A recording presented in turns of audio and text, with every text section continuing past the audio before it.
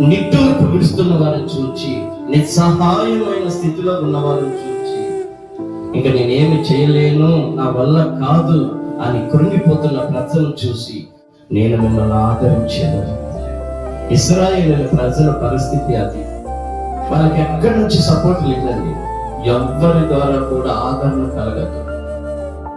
సమస్తము గ్రహించి నేను మిమ్మల్ని ఆదరించేదను ఒక తండ్రిగా.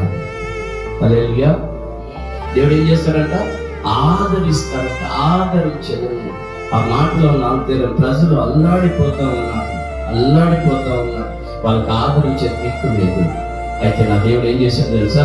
వాళ్ళని అలా ఆదరించి, ఆ నిట్టూర్పుల నుంచి, ఆ శ్రమల నుంచి, ఆ కష్టాల నుంచి, ఆ కన్నీళ్ళ నుంచి, వాళ్ళ బాధల నుంచి అలా తీసుకొని బయటకు వచ్చాడండి. అరణ్యంలో ఇశ్రాయేలును విడిపించిన దేవుడు నిన్ను విడిపించగా, ఇశ్రాయేలు ప్రజలకు నెమ్మది, సమాధానం, ఆదరణ ఇచ్చిన దేవుడు నీకేనా?